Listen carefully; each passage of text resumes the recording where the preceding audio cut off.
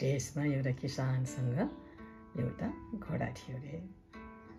एक दिन त्यो घोडा हराएछ अनि किसानको छिमेकीहरू आएर उहाँलाई सान्त्वना दिन आएको रे।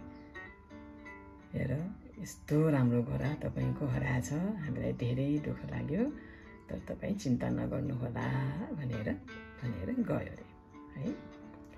अनि त्यो किसानले चाहिँ भन्यो उनीहरूलाई, केही छैन, ठिकै छ, हेरौँ के हुन्छ भनेर चाहिँ उसले त्यस्तो भन्यो। अनि फेरि एक दिन त त्यो घोडा, हराएको घोडा चाहिँ थुप्रै जङ्गली घोडाहरूसँग घरमा आइपुगेछ अरे। एकदम धेरै राम्रा राम्रा घोडाहरू लिएर त्यो घोडा आएछ अरे। अनि त्यो किसानहरू चाहिँ फेरि आएर त्यो छिमेकीहरू चाहिँ फेरि आएर त्यो किसानलाई भन्न आएछ, ओहो तपाईँ त कति भाग्यमानी हुनुहुँदो रहेछ, एउटा घोडा गएको कति थुप्रै घोडाहरू लिएर आएछ ल, तपाईँलाई बधाई छ भनेर गयो अरे। अनि चाहिँ त्यो किसानले त्यसपछि पनि केही पनि भनेन रे, ठिकै छ, हेरौँ के हुन्छ भनेर चाहिँ भन्यो अरे है।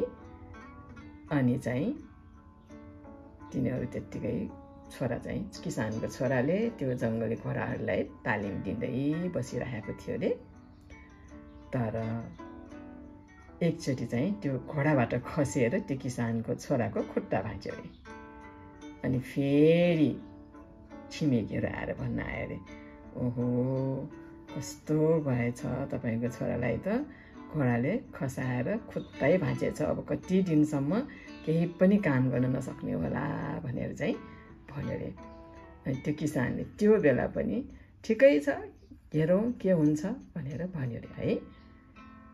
अनि केही दिनपछि चाहिँ त्यो देशमा लडाइँ भएछ अरे। अनि देशका सेनाहरू आएर चाहिँ प्रत्येक घरबाट एकजना युवकलाई लिएर जाने भनेर चाहिँ उर्दी आएछ अरे। सबै घरबाट एकजना युवकलाई लिएर गयो अरे।